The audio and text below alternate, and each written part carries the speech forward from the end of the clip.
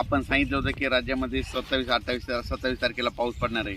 तर काल पाहू शकता बघा, उत्तर महाराष्ट्राकडे, जळगाव जिल्ह्याकडे बऱ्याच ठिकाणी, आमच्या परभणीकडे म्हणजे मराठवाड्याकडे बऱ्याच ठिकाणी पाऊस झाला. विदर्भात झाला, अमरावतीकडे झाला, बुलढाण्याकडे झाला, संभाजीनगरकडे झाला, नगरकडे झाला, इकडे पंढरपूरकडे झाला, कर्नाटककडे झाला.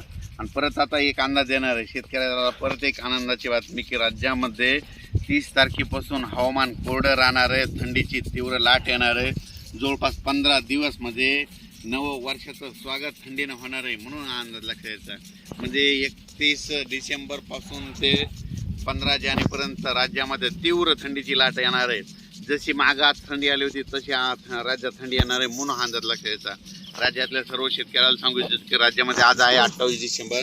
आज 28 डिसेंबरला फक्त आज म्हणजे उत्तर महाराष्ट्राकडे नंदुरबार, धुळे, जळगाव, त्याच्यानंतर नाशिक, निफाड, संभाजीनगर, नगर जिल्हा, त्याच्यानंतर जालना जिल्हा, बुलढाणा जिल्हा या भागामध्येच म्हणजे आजच्या दिवस म्हणजे पावसाचं वातावरण राहणार आहे, म्हणून हा अंदाज लक्षात यायचा.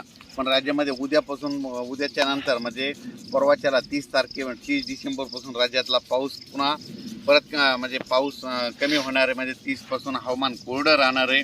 पाऊस काय येणार नाही, त्याच्यामुळे काही चिंता करायची गरज नाही.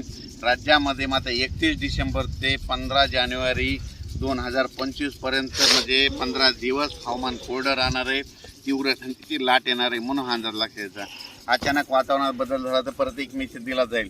पण राज्यात मात्र फक्त आज 28 उद्या 29 तारखेपर्यंतच राज्यात म्हणजे ढगाळ वातावरण आणि तुरळक ठिकाणी पावसाची शक्यता आहे, सर्वदूर नाही, म्हणून हा अंदाज लक्षात येतात.